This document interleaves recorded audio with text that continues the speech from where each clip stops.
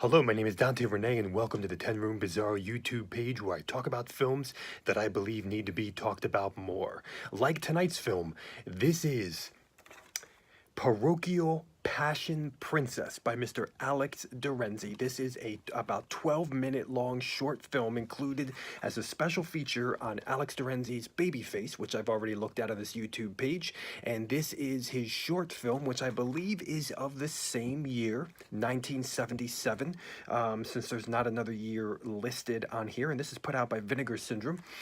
So we'll be looking at Parochial Passion Princess. Now, Parochial Passion Princess, PPP, it almost has it definitely has just a way of saying the title of this film with the three P's. Parochial Passion Princess. It just rolls off the tongue very, very well. It details the story of a young schoolgirl and her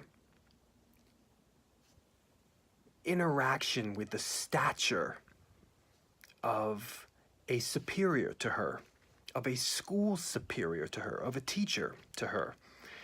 The fascination, the notoriety, the obsession, the interest, and the reality of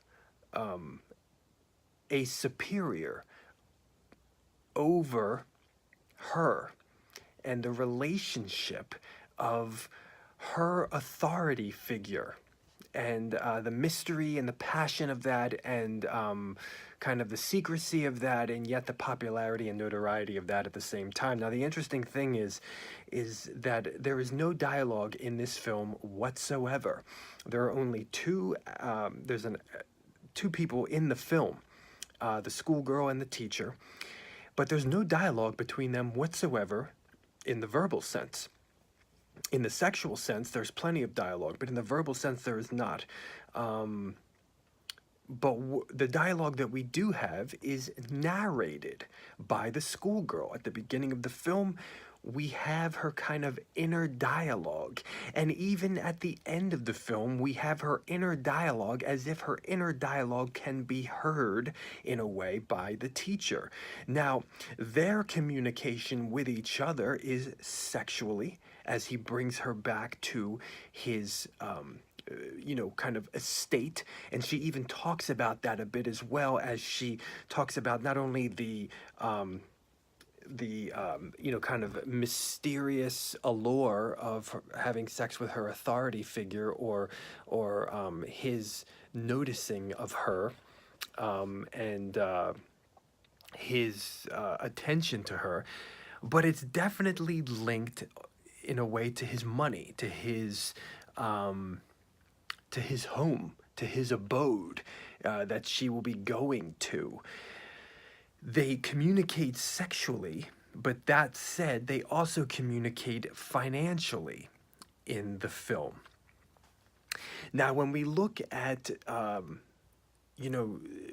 the sexual communication of this film, she's a schoolgirl. She's got the schoolgirl shoes. She's got the schoolgirl outfit. And she's extremely hairy, also hairy armpits, hairy butt and vagina, extremely hairy, and I believe a little bit of hair on her legs as well, though that is not as easily noticed. At the same time, she's very sexually attractive. She looks familiar to me, as well as so does the teacher. He looks familiar to me as well. And we have, from mostly oral of her going down on him, and then him also playing with her vagina as well. And there are some real close-up shots of her vagina, of the wetness of her vagina as well in these scenes. And we also then kind of back ourselves up as we are in tight quarters and getting very, very close with the camera, or just between the two of them, I mean. Then all of a sudden the camera backs up. Now, the interesting thing is that sound design-wise, all we hear is the breathing. That is all we hear, is the breathing. And then all of a sudden, some moments in, after the natural sounds of their sexual communication, all of a sudden music enters into the film. And the interesting thing is, we kind of have this kind of, real kind of jazzy vibe, but a subtle, quiet jazz that soon starts to envelop a bit and starts to build a bit into a slightly funkier pattern as well. That said, we also have a title screen for this film that is very peculiar, that almost has a Renaissance, a very sexually explicit Renaissance painting in it, something that that would go very well in the kind of the sexual art book of Ken Russell's Gothic, which I've also looked at on this YouTube page.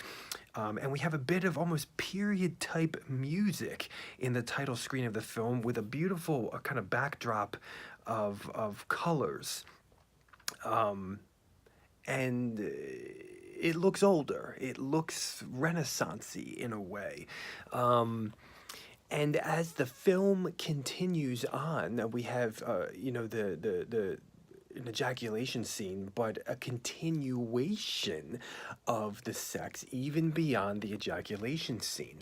And after that continuation, there are orgasms had mutually, interestingly enough, and then kind of a timeless cut within the sex scene, cutting it and not seeing kind of the real-time ending of the sex scene, and going to a twist at the end of the film that is revealed and kind of shows more of the story, shows more of the young schoolgirl's intentions from the beginning of the film.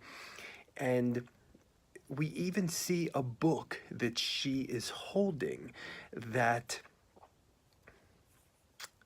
it's very interesting. It could just be tying into her, her school, or it could be tying into something else that Alex de Renzy is working with within her character.